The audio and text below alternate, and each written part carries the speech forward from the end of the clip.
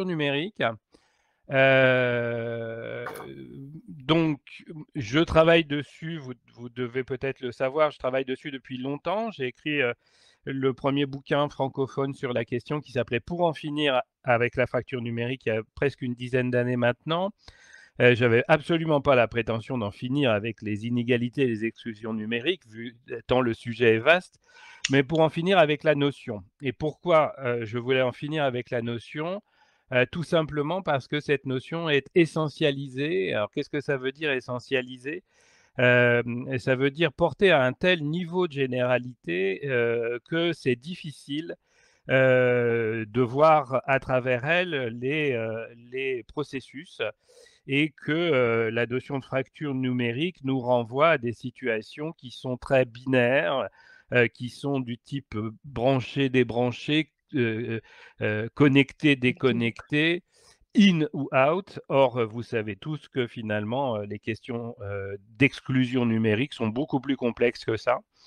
Alors, cette essentialisation, elle a une origine. Le discours de Bill Clinton, alors président des États-Unis en 1996, à Knoxville, où il dit en gros que le défi pour la nation américaine, c'est de s'assurer que les enfants ne seront jamais séparés par une fracture numérique, une digital divide en anglais. Ce qui est très étonnant dans ce discours, c'est de se rendre compte que finalement, aux États-Unis, en 1996, il n'y a que 3% de la population qui est équipée connectée. Ce qui veut quand même dire que derrière ce sujet, il y a un autre sujet, et peut-être qu'on aura occasion d'en débattre, mais cet autre sujet, c'est finalement la place du numérique dans l'offensive technologique américaine qui était antérieure aux années 90, mais qui va prendre vraiment des proportions très importantes dans les années 90 pour nous conduire au GAFA aujourd'hui. La question finalement de la fracture numérique nous renvoie à la difficulté de sa mesure. Il circule beaucoup de chiffres, hein, 5, 7, 13 ou 18 millions d'exclus du numérique. En fait, ces chiffres dépendent beaucoup de la définition qu'on va donner à l'exclusion numérique. Et le chiffre de 13 millions qui a été utilisé et qui est encore pas mal utilisé aujourd'hui provient d'un de mes programmes de recherche qui s'appelle Capacity, que nous avions monté avec la FING et qui décrit finalement les situations de distance plus que d'exclusion avec le numérique sur, on va dire, 3 catégories. Dans ces 3 catégories qui conduisent finalement à des facteurs multiples d'inégalité sur les territoires et dans les familles. Alors, ces 3 catégories, la première catégorie, vous la connaissez tous, c'est pauvreté, précarité. On va dire, c'est un peu l'image d'Épinal la fracture sociale déclenche d'une fracture numérique. C'est vrai, mais ça ne fait pas le tour. La deuxième catégorie, c'est la question de l'accès aux technologies numériques, puisqu'il reste encore en France, on est en train de déployer la 5G, mais il reste encore en France des zones blanches, que ce soit des zones blanches vis-à-vis de l'Internet, particulièrement évidemment du haut débit, mais aussi des zones blanches téléphoniques. On l'a vu là pendant le confinement, que les zones rurales isolées demeuraient en grande difficulté vis-à-vis de l'accès aux technologies. Et une troisième catégorie, qui est une catégorie qui nous touche tous, qui est la catégorie des déconnexions volontaires ou involontaires. Alors, les déconnexions involontaires, on va pouvoir classer dedans les situations de handicap vis-à-vis de l'accessibilité d'un certain nombre de ressources numériques. On va pouvoir classer dedans aussi le quatrième âge, les personnes en EHPAD, les personnes ayant de multiples atteintes. Mais là encore, ça ne fait pas le tour, puisqu'il y a aussi un processus de déconnexion volontaire qui est plutôt de nature idéologique, qui était à peine visible il y a quelques années, mais qui aujourd'hui a dépassé, on va dire, les communautés de zadistes ou de jeunes militants pour qui les technologies sont le mal absolu de la modernité, pour rejoindre des préoccupations un peu plus quotidiennes de type déconnexion volontaire au travail, droit à la déconnexion. On a vu ça dans nos travaux, on a vu ça dans un certain nombre de revendications syndicales et dans le mouvement des Gilets jaunes, tend à devenir aujourd'hui un mouvement qui s'appelle néoludite, hein, du nom des mouvements ouvriers du 19e siècle qui cassaient les machines. Donc là, on rentre quand même dans une contestation idéologique d'une autre nature et c'est important de de la prendre en compte. Cette enquête Capuni, qui avait identifié les 13 millions de personnes en situation d'exclusion, on l'a reproduite en 2019 avec une autre enquête qui s'appelait Capuni et qui en fait permet de rentrer un peu plus de dépasser les catégories classiques. Les catégories classiques décrivent aujourd'hui que 91% de la population française est internaute. Mais qu'est-ce que c'est être internaute? Être internaute, c'est s'être connecté dans les définitions internationales à Internet dans les 3 dernières semaines. Vous voyez que le cadre supérieur urbain hyper connecté tous les jours est rangé exactement dans la même catégorie que ce jeune en difficulté qui a tenté d'actualiser sa fiche sur le site de Pôle emploi dans les 3 dernières semaines. Donc vous voyez bien qu'on y, avec ces grandes catégories-là, on n'y voit pas grand-chose. Ce qu'on a réussi à faire, c'est d'identifier que finalement, dans ces 91%, il y avait à peu près 9% qui utilisaient Internet très rarement et que dans les 9% de non-internautes, il y avait un certain nombre de personnes, environ 1,5%, qui avaient déjà utilisé l'Internet. Et donc aujourd'hui, on propose finalement une classification qui nous mène en gros à 82% de connectés, à 10% d'éloignés et à 7,5% de déconnectés. Et voyez bien que entre les éloignés et les déconnectés, les questions d'accompagnement numérique vont se poser de manière très différenciée. Je vais finir cette première intervention sur sur la fracture numérique en rendant hommage au travail de Dominique Pasquier, qui est ma collègue sociologue qui a travaillé sur l'Internet des familles modestes. Et dans son travail, elle pointe ce que nous, on va qualifier de représentation des technologies qui sont très importantes quand on doit prendre en compte la proximité-distance vis-à-vis des usages des technologies numériques. Et je prendrai juste l'exemple du mail. Dans le texte de Dominique Pasquier, qui a travaillé auprès de familles modestes, hein, pas de familles en situation d'exclusion, mais on va dire des métiers de type assistante maternelle, ouvrier agricole, employés municipaux en Basse-Normandie, en zone rurale en Basse-Normandie. Ils lui ont dit unanimement que le mail était un instrument de torture. Pourquoi le mail est vécu par ces familles comme un instrument de torture? Parce qu'il est lié à la logique de dématérialisation et que, à partir du moment où il est lié à la logique de dématérialisation, on va dire le contexte d'usage du mail va faire en sorte que la représentation de cet instrument technologique va être positive ou négative. Pourquoi je vous donne cet exemple? Parce que le mail a été inventé en 1971, c'est-à-dire que ce n'est pas une nouvelle technologie, hein, ça a déjà de l'histoire et que nous avons, moi en particulier, j'ai un rapport qui est, on va dire, beaucoup moins négatif avec le mail que l'ensemble de ces familles.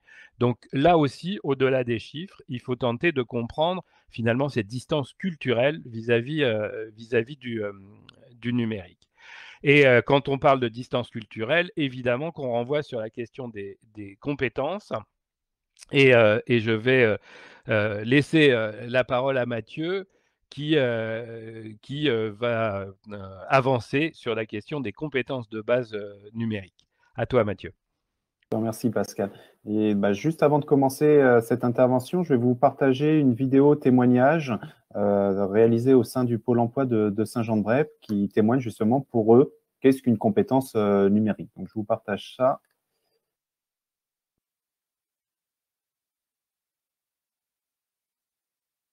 J'ai perdu le lien.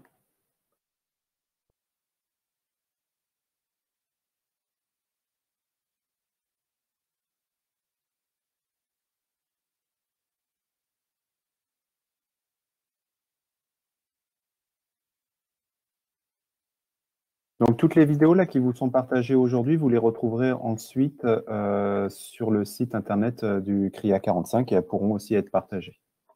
Voilà, donc je la lance. Normalement, vous devriez la voir. Voilà, donc petite vidéo introductive. Je reviendrai après sur une autre question un peu plus tard dans cette table ronde sur la question de l'évaluation. Là, on va plutôt intervenir sur la question des compétences de base et le lien illettrisme et illectronisme. Donc, en tant que centre ressources illettrisme et illectronisme, illettriste, pardon, on a pour mission d'accompagner ce public en difficulté au niveau des savoirs de base que sont bien souvent dans toutes les représentations, la lecture, l'écriture, le calcul. À cela s'ajoutent toutes les compétences dans le repérage dans l'espace et dans le temps, ainsi que le calcul, je ne sais plus si je l'ai dit, le raisonnement, voilà, toute la partie aussi cognitive. Depuis un petit moment, le numérique prend de l'importance, se pose la question aussi de ce public en situation d'illettrisme. Comment il peut appréhender l'usage du numérique sans maîtriser la lecture ou de façon efficace, sans maîtriser aussi l'écrit. Donc là, pourrait se poser la question, ce public est totalement exclu du numérique, il ne peut pas y accéder. Pour autant, si on prend l'exemple du code de la route, beaucoup de personnes en situation d'illettrisme arrivent à accéder au permis de conduire et conduisent aujourd'hui, avec les conséquences qu'il peut y avoir derrière. Mais voilà, il y a un accès possible et il y a une maîtrise qui est possible d'une certaine manière pour ces publics en situation d'illettrisme. Donc, pour revenir sur la question des compétences numériques, donc là, vous avez vu la définition donnée par ces conseillers Pôle emploi qui donne la définition par rapport à une situation, la situation de recherche d'emploi. Aujourd'hui, je suis demandeur d'emploi et je dois rechercher un emploi. Voici les compétences qui me sont essentielles pour cette recherche. En fonction des situations, les compétences numériques vont changer et une personne qui est peut-être compétente pour utiliser, on en parle souvent, les jeunes des réseaux sociaux, l'usage du numérique pour les réseaux sociaux, vont être en situation entre guillemets d'électronisme pour gérer une démarche administrative. Donc, tout va dépendre de la situation et comment vont être mobilisés les savoirs au moment de la réalisation de l'activité. Donc, cette situation, elle est pour moi assez importante. Après, on a des cadres formels qui sont définis. Vous avez sans doute entendu parler du socle défini par l'Éducation nationale. Aujourd'hui, tout jeune qui sort du système doit maîtriser notamment le numérique et c'est inscrit comme du langage pour penser et communiquer. Le numérique, aujourd'hui, voilà, il y a une certaine forme de langage, il y a le code, et les jeunes, maintenant, dans le cadre de leur socle, doivent appréhender et maîtriser ce système-là.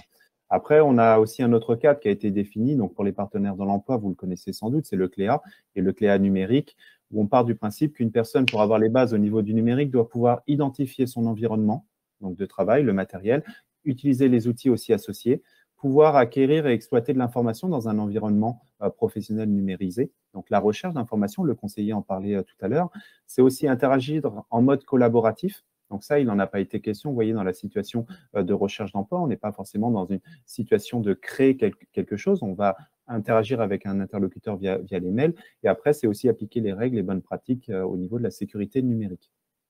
Après, on a le PIX, il en a été question lors de la plénière.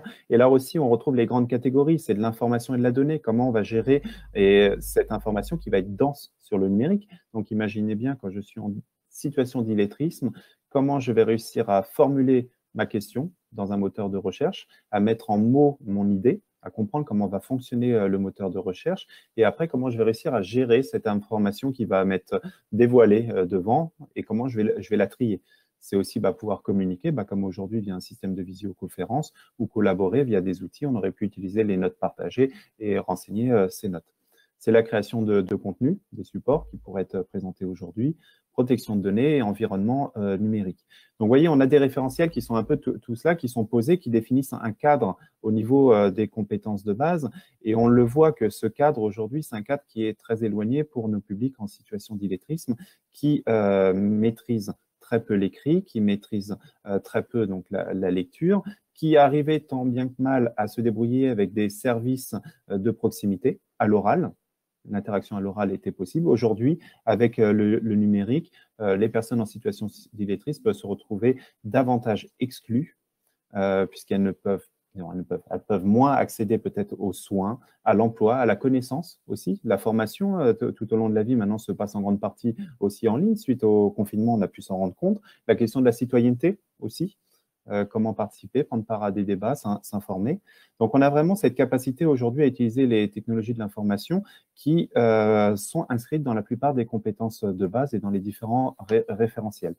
Donc, ces 2 500 000 personnes en situation d'illettrisme peuvent se retrouver en difficulté pour utiliser ce numérique qui s'impose et qui s'imposait aussi, et je crois que ça a fortement changé là, ces derniers temps, comme quelque chose de simple. Vous avez sans doute dû voir les annonces de Pôle emploi. C'est simple pour s'actualiser. Il y avait une affiche verte, je ne sais pas si vous l'avez connu, le petit flyer, c'est simple. Le à portée de clic pour faire sa carte grise à la préfecture, et je pense qu'on a tous été à ce souci-là. On était dans un langage, c'est simple, c'est facile, on peut le faire.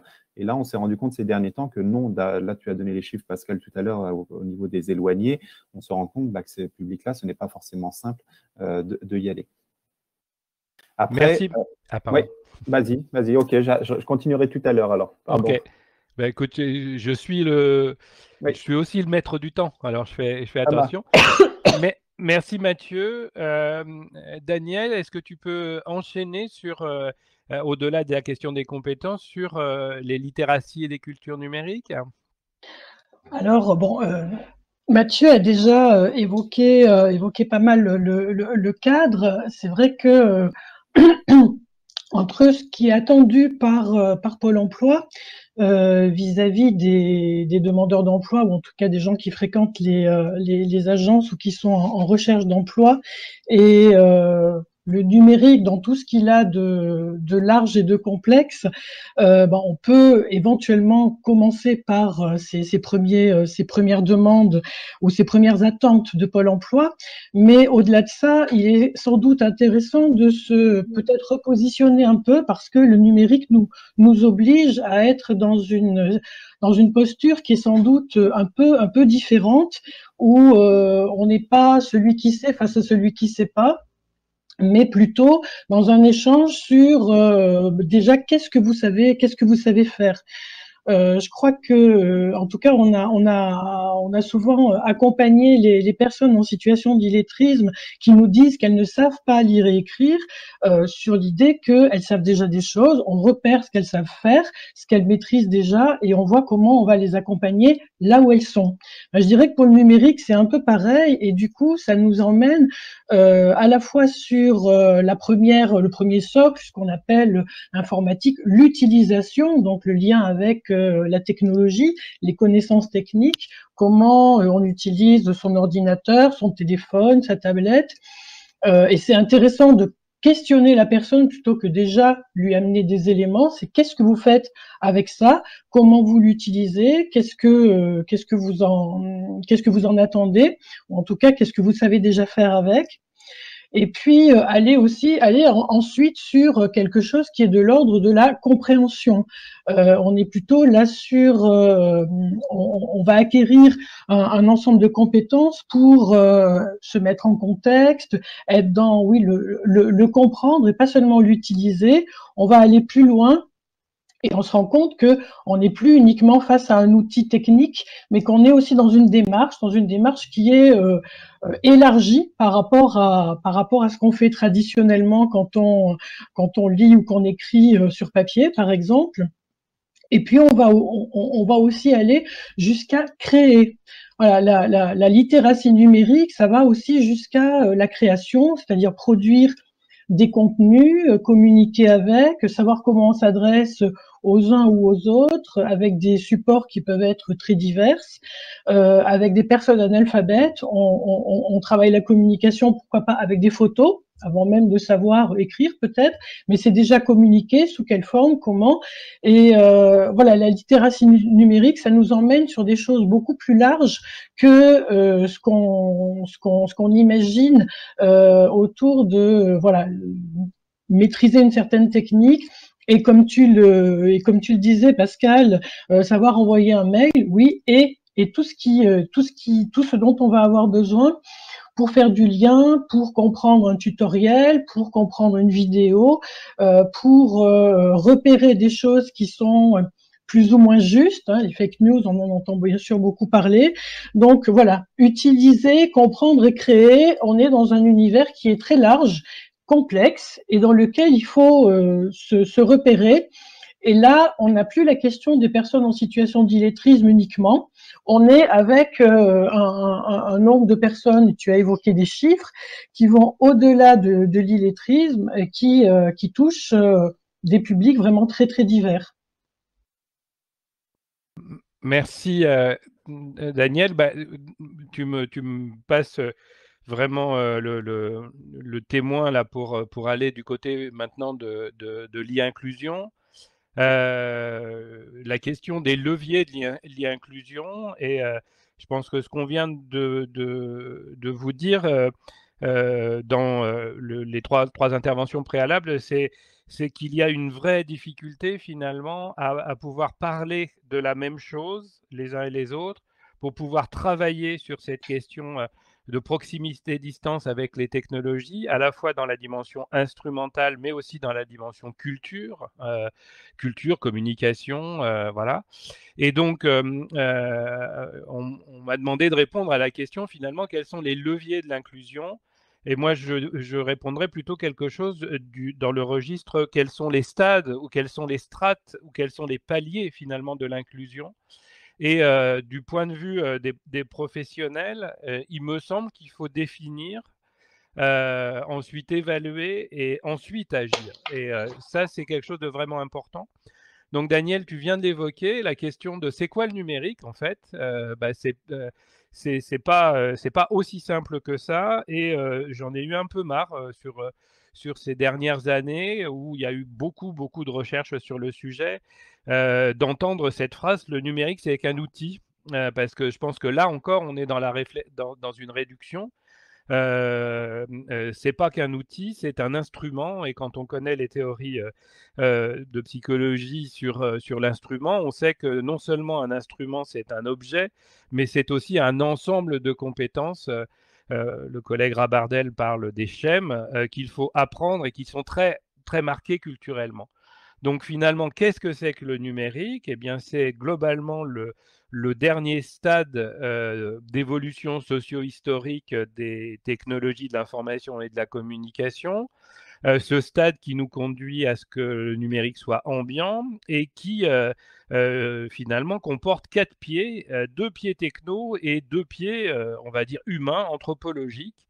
Les pieds techno, vous les connaissez tous, mais ils ne doivent pas masquer les deux autres. C'est l'informatique, évidemment.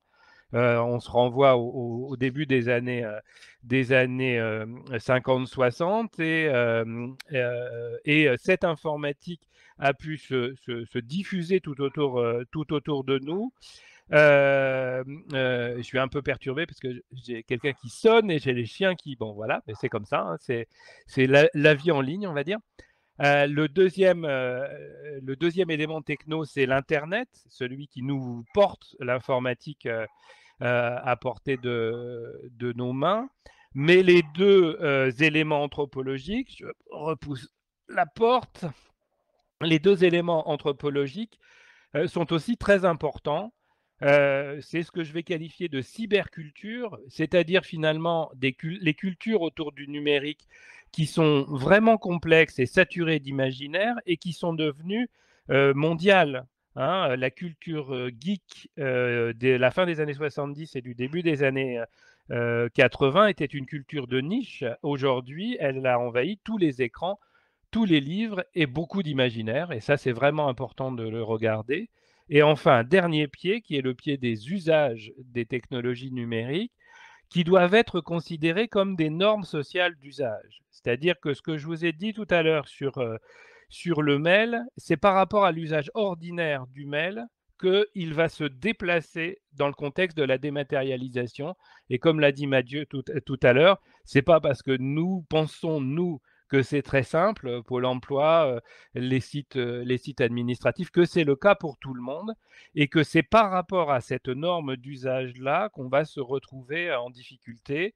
Je peux juste vous prendre l'exemple des réseaux sociaux et de Facebook.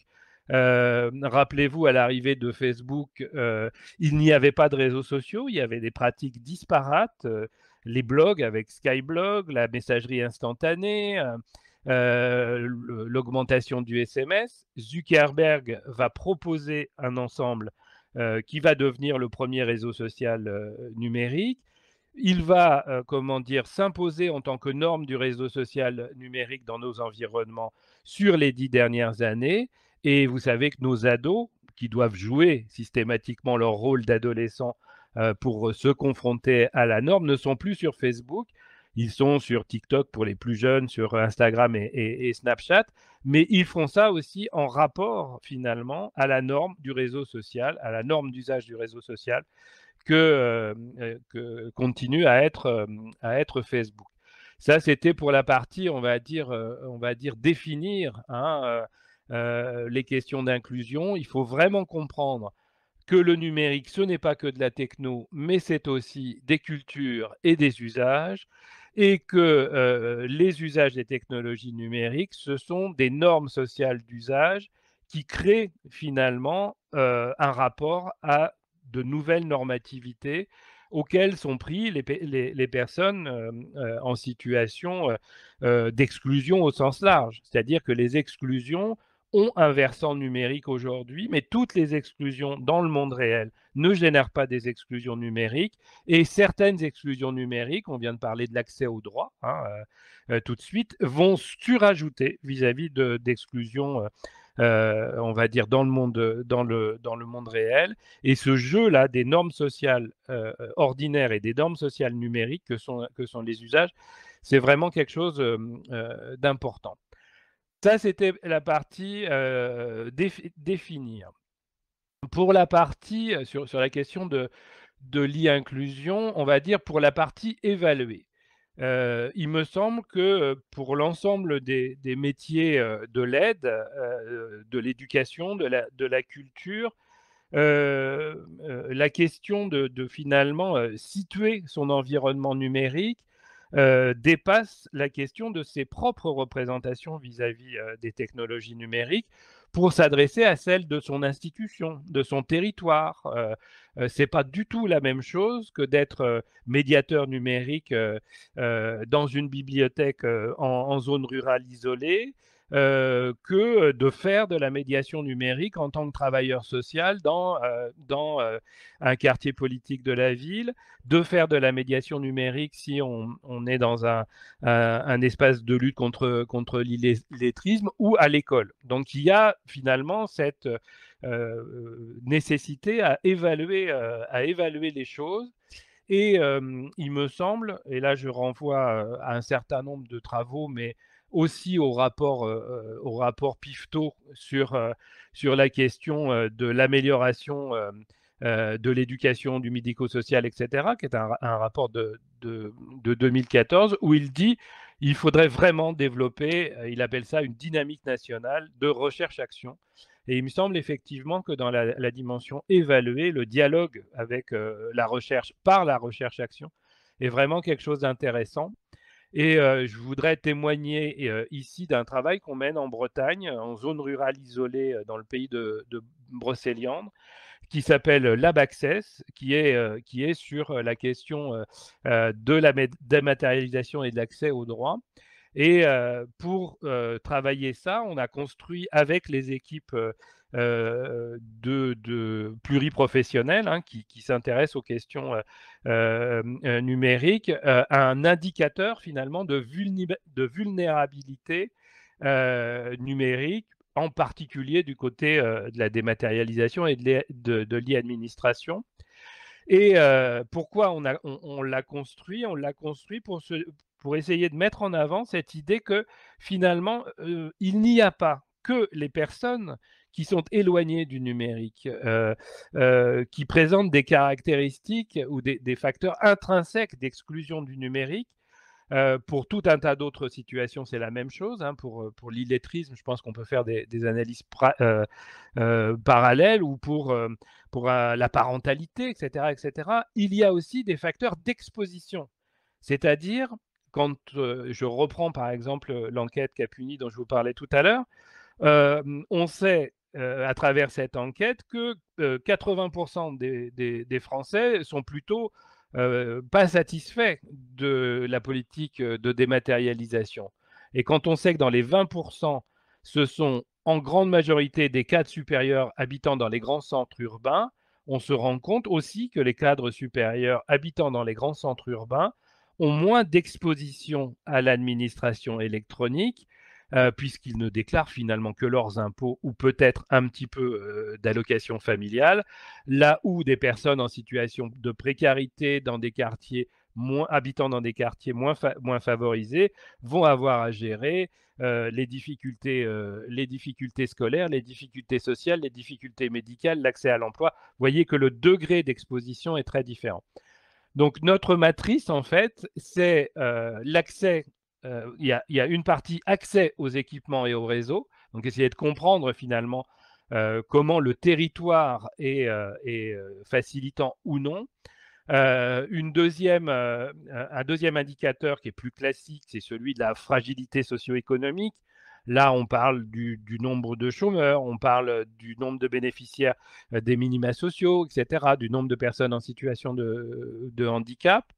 Le quatrième indicateur, c'est l'exposition aux exigences numériques, c'est-à-dire à partir des deux premiers, essayer de comprendre finalement quelle est la part de population dans celle que je vous ai décrite tout à l'heure, hein, des éloignés du numérique, quelle est la part de population qui est très exposée aux exigences numériques. Et un quatrième indicateur qui est l'identification des dispositifs d'aide. Toutes ces démarches finalement de cartographie qui cherchent à identifier où sont les ressources pour travailler à l'aide, enfin à la médiation numérique au sens général du terme, puisque vous savez que la médiation numérique est à la fois un métier, mais aussi une activité que font tout un tas d'autres professions. Et il y a des territoires qui ont, comment dire, une offre de médiation numérique très importante, là où d'autres territoires sont vraiment presque aussi désertifiés qu'ils le sont sur le plan des interventions sociales, médicales, culturelles ou même de la couverture numérique. Le dernier point, et ça sera ma conclusion de cette petite inclusion là, incursion dans l'inclusion, c'est finalement la question d'agir. La question d'agir est vraiment une question d'actualité, puisque vous savez que dans le plan de relance, le secrétaire d'État a annoncé un financement de 250 millions d'euros. Moi, j'avais appelé un plan Marshall de la médiation numérique depuis un an dans la presse. Donc, je veux dire que c'est beaucoup mieux. Et je crois que c'était 350 000 euros préalablement. Maintenant, il faut absolument que ces budgets soient, comment dire, réappropriés par des collectifs sur les territoires, parce que ça ne peut se décréter sur le plan national, mais plutôt à l'échelle de chaque territoire avec des populations ciblées. On est très bien dans le timing, donc ça me permet peut-être de renvoyer maintenant à Mathieu la question. Moi, je vous ai présenté une méthodologie finalement de diagnostic e-inclusion d'un territoire. Maintenant, il est évident qu'il y a la question de l'évaluation ou du diagnostic des compétences, littératie, culture vis-à-vis des usagers. Et c'est Mathieu qui prend le relais. Ton micro. Ouvre ton micro. Me revoilà. C'est bon? Oui, c'est bon. Je vais prendre donc la parole en commençant par un témoignage et qui rebondit aussi sur tout ce qui vient d'être dit par rapport à l'évaluation des compétences. Est-ce qu'on sait ou on sait pas? Est-ce que la compétence technique, c'est maîtriser le numérique ou pas? Et c'est le témoignage d'un monsieur qu'on avait rencontré justement au sein d'une agence Pôle emploi qui voulait une évaluation numérique. Donc, son conseiller Pôle emploi voulait une évaluation puisqu'il ne savait pas utiliser le numérique. Donc ça, c'est souvent le cas dans de nombreuses structures. C'est peut-être le cas dans les structures de certaines personnes qui sont là où il y a un diagnostic. Avez-vous un ordinateur, du matériel? L'utilisez-vous pas? Et on en arrive au résultat, voilà, j'ai tant de publics qui n'utilisent pas le numérique. Et donc, ce monsieur ne l'utilisait pas parce que c'est à domicile, c'était sa femme qui faisait tout. Il était avant auto-entrepreneur, il avait son entreprise, mais à gérer tout l'accès au numérique, les déclarations. Et pour autant, pendant l'évaluation, on l'avait fait autour d'un format Cléa numérique, justement. Pendant l'évaluation, qui a duré au moins 2h30, 3 heures, on a découvert qu'il savait, par tâtonnement, par hypothèse, par déduction, il arrivait à se rappeler en fait comment sa femme le faisait parce qu'il était à côté d'elle et il y arrivait. Alors c'est un monsieur qui maîtrisait assez bien quand même la lecture, qui était plutôt en difficulté vis-à-vis de l'écrit, mais la lecture de toute la navigation sur Internet, la capacité à rechercher de l'information lui était possible. Et donc au final, il est passé de « je ne sais pas utiliser un ordinateur » à je sais utiliser un ordinateur. Après, bien sûr, il fallait de l'accompagnement, parce qu'on n'était que sur de l'hypothèse. Mais aujourd'hui, c'est là-dessus, nous, qu'on essaye d'insister beaucoup en tant que centre ressources illettrisme. Avant de parler de l'évaluation, je vais parler de formation aussi. Parce qu'on a un module de formation à destination des professionnels. Et la question n'est pas, en effet, de repérer si la personne sait ou ne sait pas, mais c'est comment identifier ses besoins, identifier sa problématique et les compétences qu'elle pourrait avoir, notamment au niveau de la lecture, du raisonnement, de la compréhension du fonctionnement et pouvoir l'accompagner. Donc, on fait, en quelque sorte, on accompagne à la médiation numérique pour les publics en situation d'illettrisme. Donc, ça, c'est la première porte d'entrée, c'est comment déjà repérer ce public et après, c'est comment aborder la question. Alors, il est beaucoup plus simple au niveau du numérique d'aborder la question parce que beaucoup de personnes n'ont jamais été formées au numérique et c'est moins problématique que la question de l'illettrisme où c'est plus difficile d'aborder le sujet face à une personne qui a pu être en échec à ce niveau-là. Donc, au moment où le professionnel a pu repérer la personne en difficulté au niveau de toutes les compétences qu'on a pu citer du numérique, cette personne peut être orientée vers le centre ressources et nous proposons depuis juin, avant on le proposait mais différemment, mais depuis juin, on propose le passage du PIX, du DIAG, du PIX, ABC PIX DIAG depuis juin. Donc, il y a à peu près 70 personnes qui ont pu en bénéficier. Le confinement fait qu'on a pu voir moins de personnes que prévu. Et donc, les personnes passent en fait 10 questions à réaliser. Et ce qui est assez intéressant avec le PIX, c'est qu'on n'est pas sur quelque chose je sais ou je ne sais pas. Non, ça fonctionne comme ça. Mais derrière, la personne a la capacité de rechercher de l'information. Et c'est ça aussi qui est nouveau aujourd'hui avec le numérique, c'est que les personnes, si je sais chercher de l'information, je peux trouver peut-être la solution à mon problème. Donc, on a cette compétence aussi à apprendre. Et c'est aussi, je suppose, on est beaucoup à utiliser les tutoriels en ligne pour bricoler, pour jardiner ou autre. Aujourd'hui, si j'arrive à faire ça, je peux réussir des fois à me débrouiller un petit peu. Et l'évaluation PIX, elle est dans ce cadre-là parce qu'on a la possibilité d'aller chercher de l'information. Ce qui est assez nouveau dans nos modèles, on va dire, de validation des compétences où souvent, je sais, je ne sais pas, je dois donner la réponse tout de suite, le PIX permet d'aller un peu plus loin. Donc, l'idée, c'est que la personne, elle va passer son évaluation, elle va créer un compte dans la structure et c'est un compte qui va lui rester à vie, qui va être personnel et qu'elle pourra continuer à enrichir en évaluant ses compétences puisqu'on évalue qu'une toute petite partie des compétences numériques.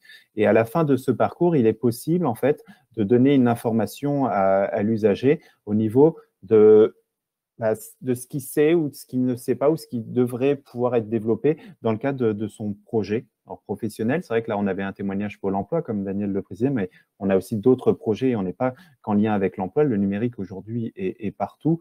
Le confinement l'a montré avec l'aide à la scolarité, comment être en contact avec les enseignants des écoles, comment utiliser Pronote. Donc, on est vraiment confronté sur tous les champs. Et donc après, notre rôle en tant que centre d'évaluation, c'est aussi d'orienter la personne vers un organisme qui pourra proposer cette solution. Et donc là, il y a justement une table ronde autour des solutions qui est proposée aujourd'hui et des chèques numériques, des passes numériques qui peuvent être aussi la solution à proposer à la personne du moment qu'il y a une offre construite sur le territoire. Donc ça, c'est tout l'enjeu du réseau. Donc, l'évaluation n'est qu'une petite pierre. En fait, vous êtes là pour identifier, accompagner la personne, en parler. Nous, on intervient sur l'évaluation. Et après, se pose la question de l'offre de formation, justement, et quelles sont les solutions qui peuvent être proposées au niveau local. Voilà. Et je laisse la parole à Daniel justement sur ce point-là, Ouais. comment on peut accompagner, quel accompagnement on peut proposer. Merci Mathieu, tu as fait la transition. Donc Daniel, à toi, c'est effectivement sur les modalités d'accompagnement. Ton micro.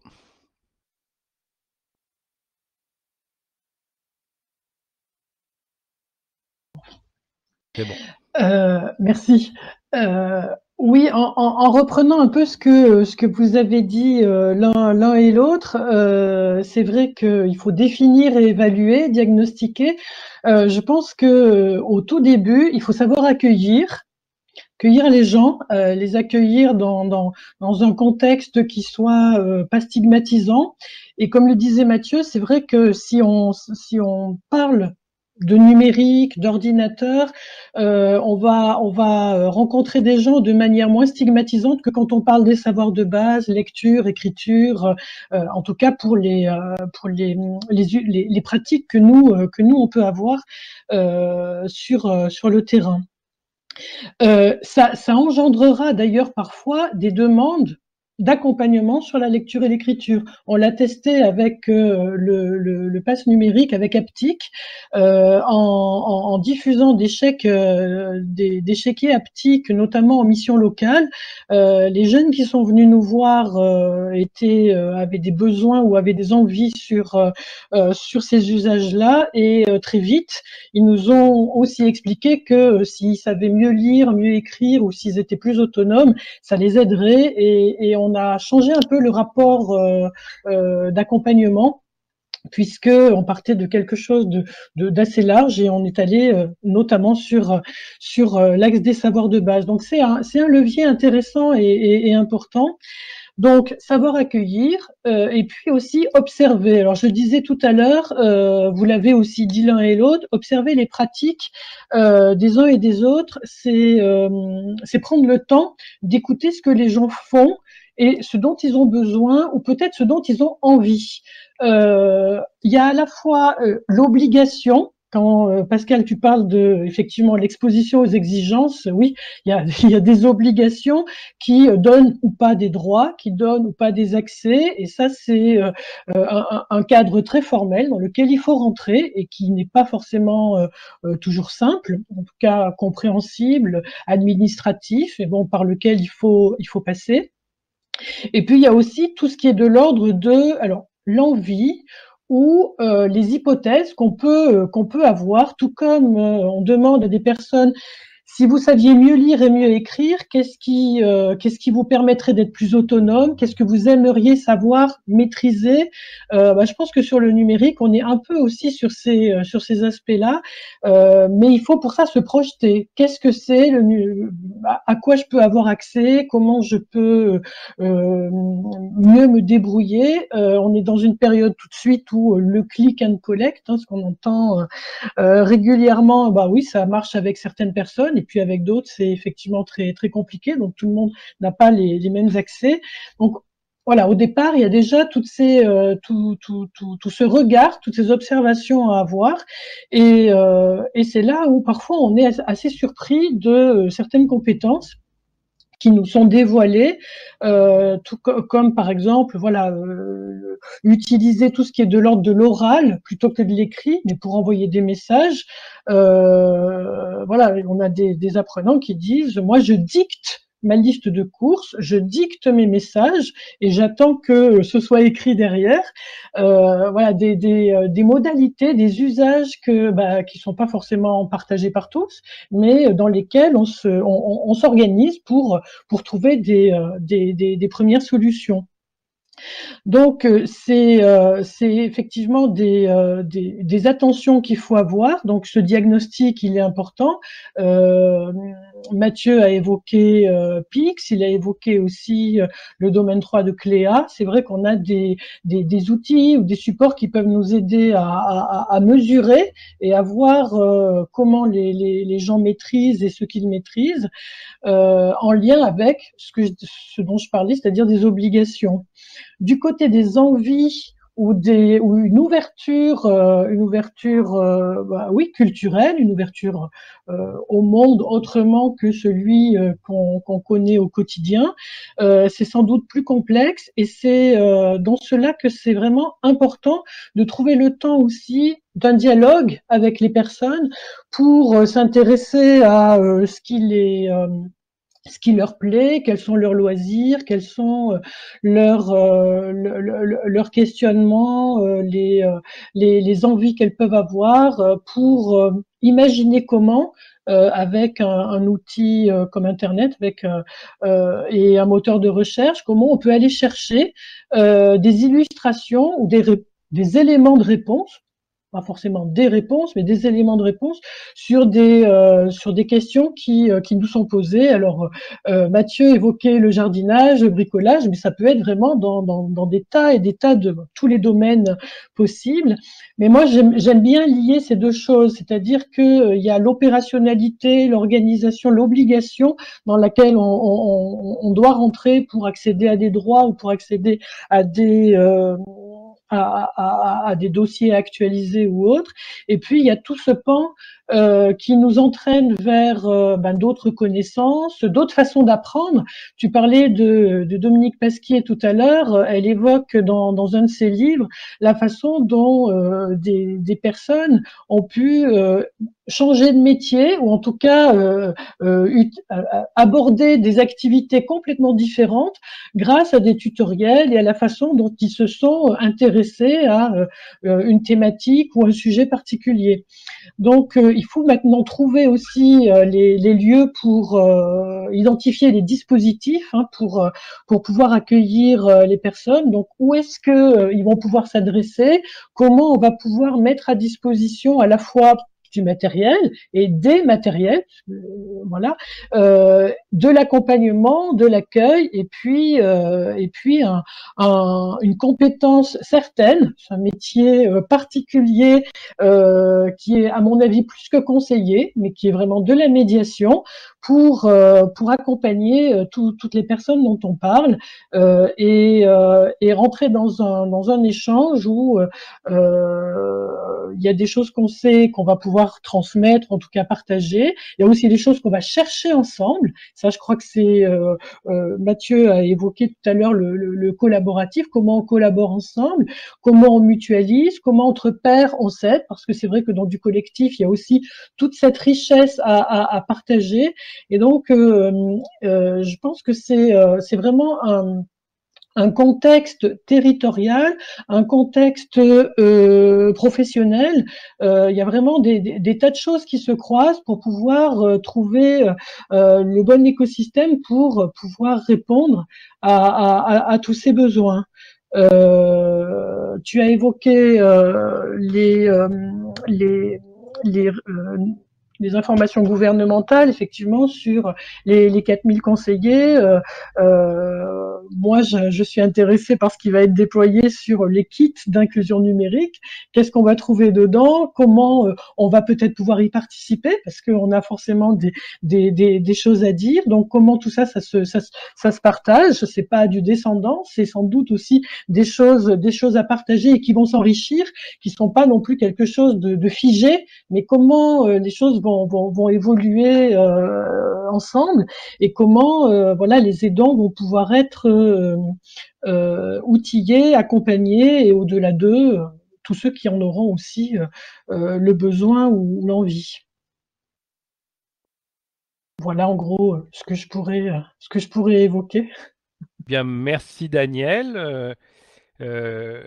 Désolé pour ce côté un peu tunnel là, même si on a essayé de varier les prises de parole.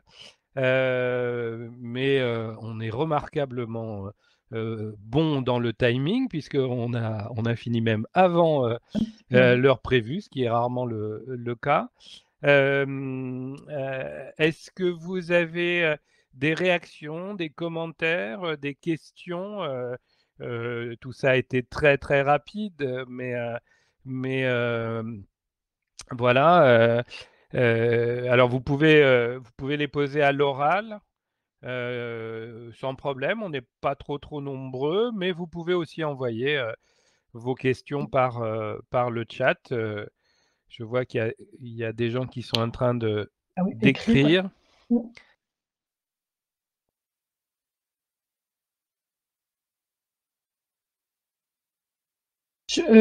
Pascal, si tu me permets, Oui, pendant qu'on commence à vas-y. lire les messages, je voulais juste rajouter un petit mot sur la place des hubs.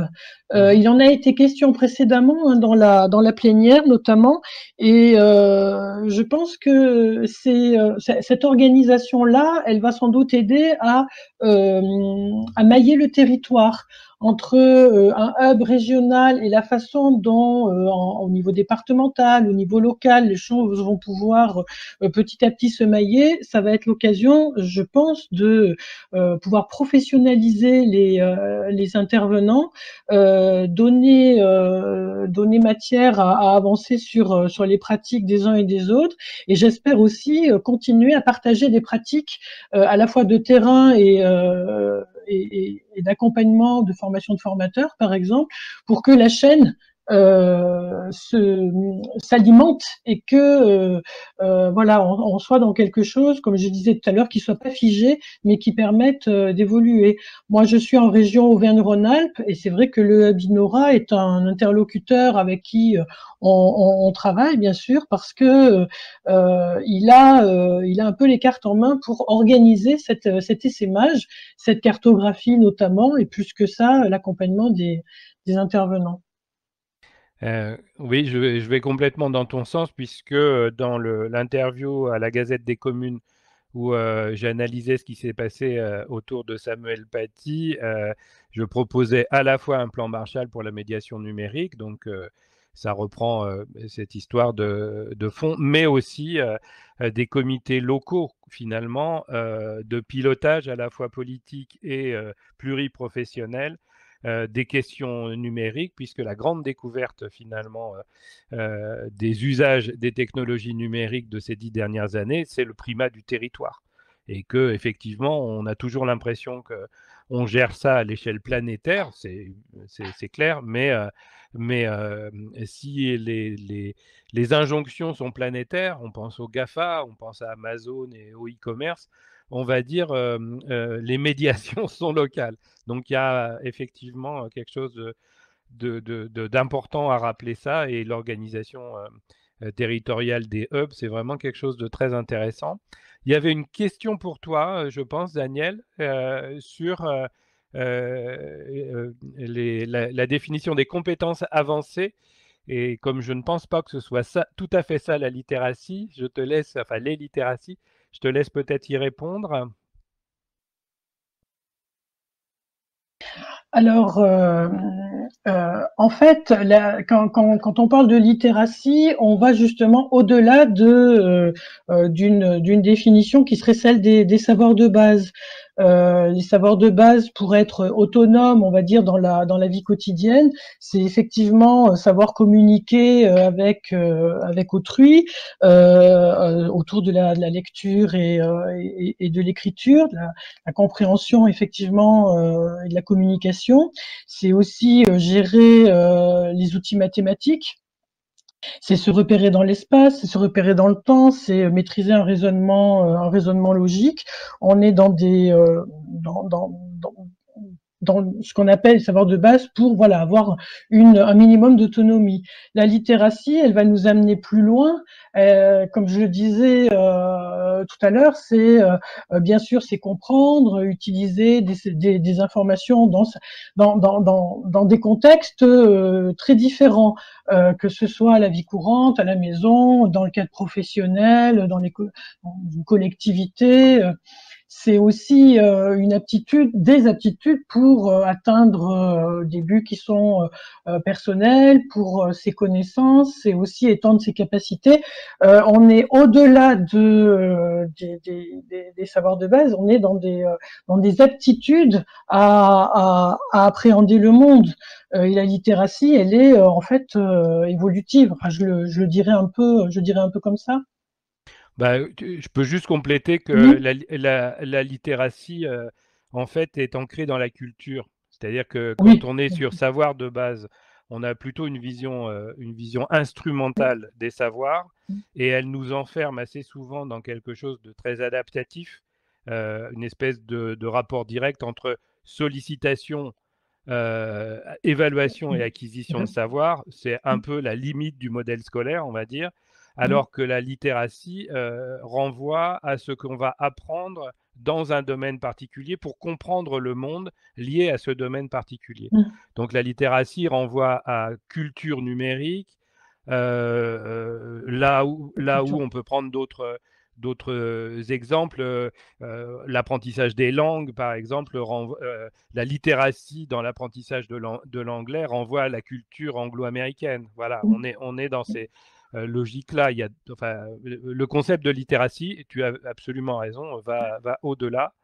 Alors, je vois qu'il y a d'autres questions. Ce que je propose, c'est je peux abonder quelque chose autour de la question de l'autonomie numérique.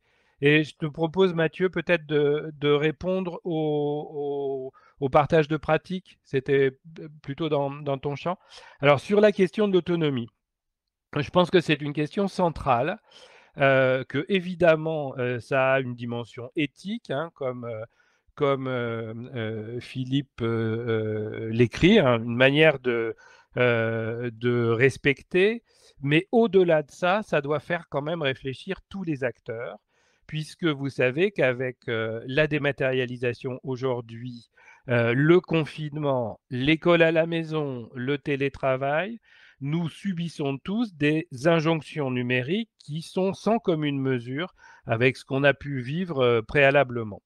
Ce qui fait que ça met tout un tas de personnes, et je pense que les travailleurs sociaux présents dans la table ronde vont abonder dans ce sens-là, ça met beaucoup de personnes dans la situation d'urgence, puisque quelqu'un, par exemple, qui n'accède plus à ses droits peut se retrouver absolument sans ressources le soir même, la semaine suivante, et on peut assister à une dégringolade sociale, un effet boule de neige, parce que finalement, la démarche administrative numérique n'a pas été faite au moment où il fallait la faire. Et donc, ça veut dire qu'énormément de professionnels qui interviennent auprès des personnes en difficulté sont conduits à répondre à l'urgence et à faire à la place d'eux. Hein, ça a été pris en compte là dans la situation, en particulier par le dispositif Aidant Connect, mais c'est une réalité et c'est une réalité compliquée, le faire à la place d'eux. Et il me semble que la question de l'autonomie, c'est aussi cette question de professionnalisation de l'ensemble des travailleurs sociaux, des formateurs, des intervenants, des enseignants, etc., non pas strictement et uniquement à la dimension instrumentale des technologies numériques, mais au processus d'appropriation des technologies numériques, à la médiation numérique, de manière à étayer les collègues dans cette démarche qui consiste, en même temps qu'on est en train de répondre à l'urgence, à tenter aussi de mener vers l'autonomisation. C'est-à-dire qu'en même temps qu'on est en train d'aider quelqu'un à répondre sur un site administratif, par exemple, lui dire que peut-être ça serait pas mal d'essayer de trouver un bout de formation, d'aller prendre le temps d'aller dans un espace public numérique pour travailler tout ça. Et c'est très compliqué parce qu'en même temps, ça touche, nous avons un certain nombre de travaux qui avancent là-dessus, en même temps, ça touche la professionnalité d'un certain nombre d'intervenants. C'est-à-dire que ça ne va pas de soi qu'une assistante sociale de secteur, qu'un enseignant soit contraint de basculer soit dans l'urgence, soit dans quelque chose qui mène à l'autonomisation. Donc c'est ce travail-là qu'il faut absolument mener. C'est pour ça que je plaide vis-à-vis de formation qui sont des formations équilibrées, pas uniquement sur la prise en main des technologies, c'est très important la prise en main des technologies, mais aussi la connaissance des usages de ces technologies dans le champ donné pour donner du sens finalement à la société numérique que nous vivons aujourd'hui et donner du sens aux normes sociales d'usage qui nous entourent au-delà de sa propre perception et représentation personnelle. Alors, est-ce que Mathieu, tu peux peut-être enchaîner sur… Le partage de pratiques? Voilà, le partage de pratiques, ça me paraît dans le thème. Oui, donc la question d'Armel, c'était favorisez-vous des partages de pratiques entre les personnes accompagnées et si oui, comment? Tout à fait. Je ne vais pas botter en touche, mais je vais répondre d'une autre manière parce que les personnes accompagnées au niveau d'un centre ressources sont aussi les professionnels. Donc, je vais parler aussi de ce partage de pratiques au niveau des professionnels, puisqu'il faut quand même mettre en avant que les centres ressources sont des structures d'accompagnement des acteurs sur les territoires principalement. Certains centres ressources, notamment les centres ressources en région centre, ont un centre d'évaluation et accompagnent aussi du public, mais derrière l'accompagnement de ce public passe par, en fait, c'est une ressource qu'on apporte aux professionnels qui accompagnent la personne pour l'aider à mieux l'accompagner après, à comprendre les choses dans le cadre du parcours professionnel, insertion sociale ou autre. Donc, nous, au niveau du public direct en situation, ça va passer par l'évaluation. Et après, on a quelques démarches d'ateliers sur certains territoires. Et là, dans le cadre de ces démarches d'ateliers, par exemple, on a un atelier mobilité sur la métropole orléanaise et on travaille de la planification, donc on en travaille l'usage du numérique. Et là, c'est très intéressant, en effet, dans le cadre de l'atelier, d'avoir ce partage de pratiques entre participants, parce que chacun est mobile, mais d'une manière ou d'une autre, n'est pas 100% mobile. Donc, il y a ce partage qui se fait. Après, au niveau du partage de pratiques, et c'est surtout là-dessus que je vais insister, Armel, c'est le partage de pratiques entre professionnels. Les centres ressources ont pour mission d'animer les réseaux d'acteurs sur les territoires.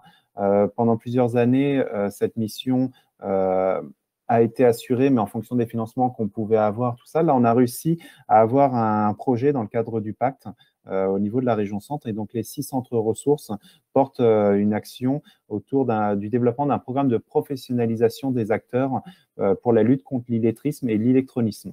Donc, l'idée, c'est de construire un nouveau module de formation, d'accentuer aussi la question de l'électronisme et derrière de créer un réseau d'acteurs formés et badgés, puisqu'on va mettre en place un système d'open badge. Alors, l'idée n'est pas d'avoir que la reconnaissance des connaissances et compétences, on va dire un peu informelles de cette formation, mais c'est aussi d'avoir un réseau d'acteurs identifiés. Donc, ceux qui connaissent le fonctionnement des open badges, il y a une plateforme en ligne avec un portfolio où on retrouve nos badges, on peut voir qui a également le même badge, est-ce qu'il travaille à côté de chez moi? Voilà, donc l'idée, c'est vraiment d'avoir ce réseau. Daniel en parlait tout à l'heure, la création de l'enjeu sur le territoire, c'est vraiment pas d'être isolé, mais c'est de fonctionner en territoire.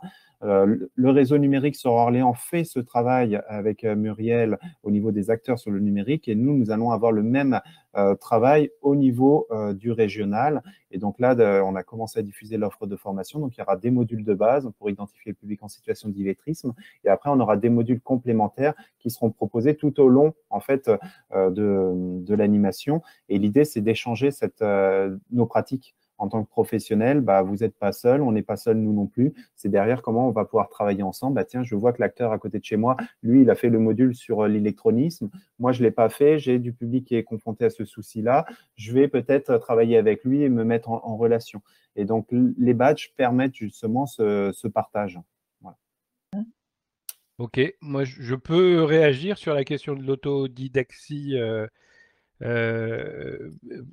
qui est effectivement une question importante, en particulier parce que nous vivons ce que moi j'appelle un fait social total, hein, en référence à Marcel Mauss, voilà, père de l'anthropologie française. Un fait social total, c'est une période de l'histoire où tous nos repères basculent. Et je suis absolument persuadé que le grand confinement de 2020 nous fait rentrer dans le 21e siècle et que ce 21e siècle, on vient de s'en rendre compte, et sera numérique. Et il est déjà numérique, mais on va dire, les 20 premières années, on a probablement traîné les paradoxes, les difficultés, un certain nombre de processus sociétaux lourds que le confinement a fait sauter. Et dans nos travaux, par exemple, on est en train de démontrer, en ayant pris des données pendant le confinement, que les parents qui se sont occupés de l'école à la maison, alors ont eu plein de difficultés, ça a été très difficile, etc., etc. Mais je crois que le chiffre qu'on a sur les témoignages, c'est que 90% des parents disent qu'ils ont appris plein de choses sur le plan numérique en accompagnant leurs enfants. Donc, injonction scolaire, bricolage des enseignants pour répondre à la demande, volonté des enseignants de ne pas perdre les élèves et de ne pas perdre les parents, ça donne une forme d'injonction qui n'est plus une injonction du dessus. L'injonction du dessus, c'est la pandémie, mais une injonction horizontale, bah, faut qu'on s'y mette tous pour que l'école à la maison fonctionne, et ça va donner des montées en compétences un peu généralisées qui sort en fait de tous les travaux antérieurs sur l'autodidactie et sur l'auto-formation, qui décrivaient assez clairement que c'était des espaces qui étaient réservés au capital culturel plus, aux surdiplômés, enfin le nombre d'études des années 2000 sur, on va dire, les ingénieurs, les gens issus de grandes écoles, etc., sur ces questions-là étaient vraiment importantes. Là, on se retrouve avec quelque chose qui est beaucoup plus horizontal, qui a des formes très différentes. Hein. Là encore, je vous renvoie aussi au texte de Dominique Pasquier. Pour les familles populaires qu'elle a étudiées, l'Internet est une seconde école. Alors, on en a tous un petit peu parlé. Alors, vous allez me dire, une seconde école, l'Internet, c'est bizarre. Ben non, c'est YouTube, en fait.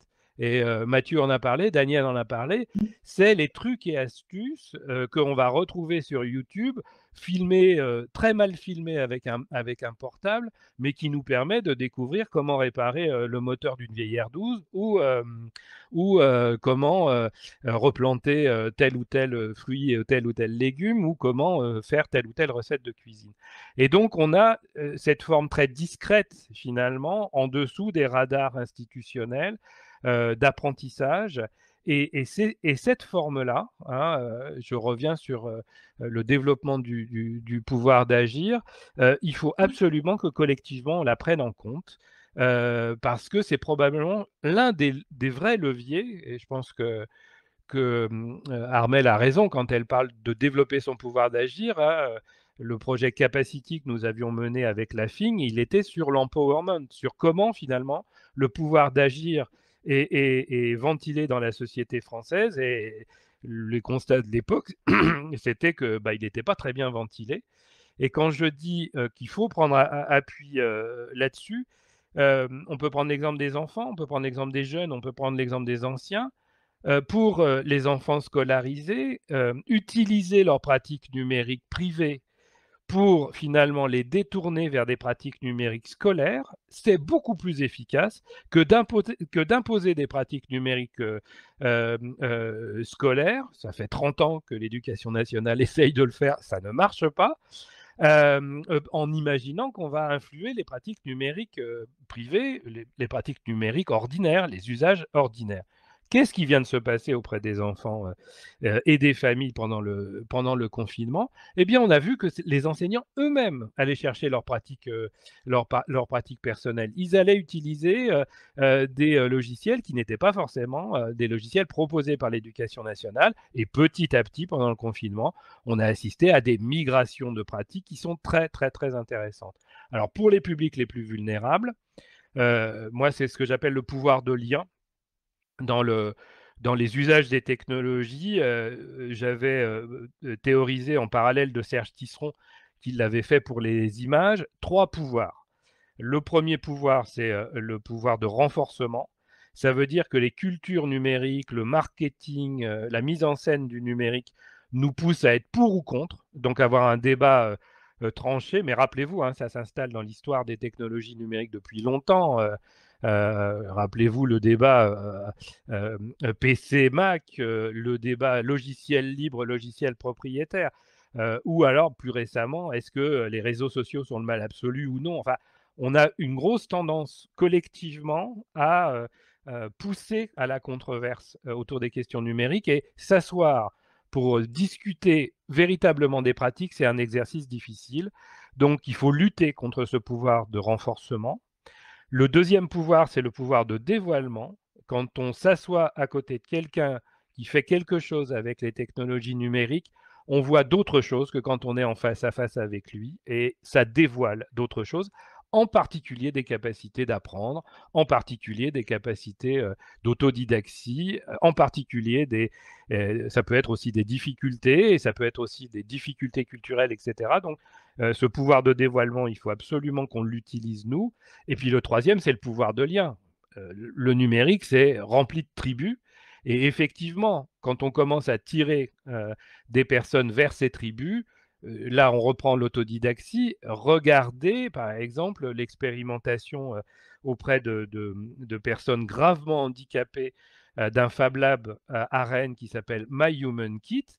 C'est des geeks, c'est des gens des Fab Labs, c'est des gens de la communauté Fab Lab, sauf que celui-là, il est destiné à des personnes en situation de handicap parce qu'il a été monté par quelqu'un en situation de handicap, et que ce qui se passe dedans, c'est comment on va tirer finalement ces signaux faibles, ces pratiques d'apprentissage quasiment invisibles, vers des pratiques qui sont de plus en plus visibles parce qu'elles se font dans un contexte qui est favorisant.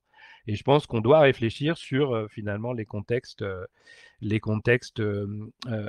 comment dire, d'empowerment, les contextes de pouvoir d'agir avec le numérique. On va bientôt arriver à la conclusion. Daniel, Mathieu? Oui, Pascal, j'ai précisé dans le chat que on pouvait entendre actuellement ou lors du premier confinement d'excellents documentaires sur France Culture autour de ces moments-là. Et moi, j'ai été vraiment très surprise. C'est aussi comme ça que j'ai découvert de nouvelles pratiques ou d'autres façons d'utiliser ou de se positionner. C'est intéressant de voir comment la radio, peut-être plus que la télé d'ailleurs, s'intéresse à ces évolutions et comment la parole est donnée aux gens. Voilà. Donc sur Absolument. il y a des. Bon, c'était juste cette précision, mais c'est intéressant à entendre. Je vois des références remontées, des Roches, du Maslier, etc. Je suis à Brigitte Albero qui vient de partir en retraite, mais qui était dans mon équipe à Rennes 2. Il est absolument évident que il y a à essayer de s'acculturer mutuellement. Hein. Je vous ai mis au début que dans ma présentation, j'étais non seulement chercheur, mais un ancien, éducateur de formation initiale. Et il me semble effectivement que il est plus que temps d'entendre ce qu'une partie du monde informatique nous dit. Tim Berners-Lee, l'inventeur du web avec son équipe, ça fait au moins 5 ans que tous les ans, il fait des conférences d'ouverture des grands forums mondiaux de l'Internet, et où il dit réapproprions-nous les technologies, et réapproprions-nous les technologies à partir de l'analyse des usages, et qui plus est des usages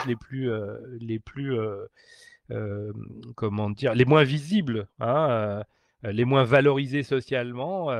Et donc là, je pense qu'avec le confinement, on est sur quelque chose de très, très intéressant, et que, comme tu le disais tout à l'heure, il faut être vigilant sur le déploiement des conseillers numériques prévus par le plan de relance, de la box, Edan Connect, etc. Et tout ça, c'est des dynamiques qui sont des dynamiques qui vont s'inscrire dans les territoires où effectivement la question de l'objectivation par la recherche, ou de l'objectivation des témoignages par la recherche, hein, c'est ce que fait France Culture très, très régulièrement, a vraiment besoin d'être diffusé largement. L'idée, c'est peut-être de revenir. On est dans une période où il faudrait que tout le monde revienne en recherche. C'est-à-dire que se mettre finalement à faire sa propre recherche de son propre point de vue. Là, j'ai un doctorant qui travaille sur les pratiques numériques des travailleurs sociaux. Bah, il est lui-même travailleur social, donc on va dire c'est un chercheur indigène, mais en même temps, il questionne l'ensemble de la communauté vis-à-vis de ces questions numériques. Et il me semble que tous les métiers sont touchés. J'ai écrit il y a 2 ans avec une collègue de l'ENSIB un bouquin sur la médiation numérique en bibliothèque. Les bibliothécaires, médiathécaires et ceux qui se passent dans les bibliothèques ont plein de choses à nous dire en fait sur la médiation numérique. Et depuis longtemps. Hein, et ça, c'est un peu la même chose. Ce n'est pas très très visible. Ce qui est très visible finalement, c'est les situations les plus extrêmes et les plus tendues. Il faut essayer d'avoir une analyse un peu plus apaisée, un peu plus objectivée pour que ça avance. Eh bien, écoutez, on a à peine dépassé, ce qui est tout à fait remarquable dans ce type de format. Il nous reste peut-être merci Daniel, merci Mathieu pour ces échanges. Et merci à tous pour votre écoute. Alors moi, j'avais préparé un petit guide, donc peut-être que je le donnerai aux organisateurs pour que vous ayez un peu le contenu de ce qu'on vient de raconter. Évidemment, il y a une bibliographie derrière, sinon ça ne serait pas marrant. Et puis voilà, on vous souhaite un bon appétit, puisque il est l'heure, et à très bientôt. Au revoir à tous. Oui. Merci à vous. Au revoir. Au revoir. Et donc, reprise des ateliers cet après-midi, à partir de 14h30, vous avez reçu normalement un mail avec les différents liens pour vos tables rondes. Voilà. Donc, si vous ne l'avez pas reçu, pensez à regarder les indésirables. Ça peut être en indésirable. À bientôt. Au revoir. Au revoir. Cet après-midi. Au revoir.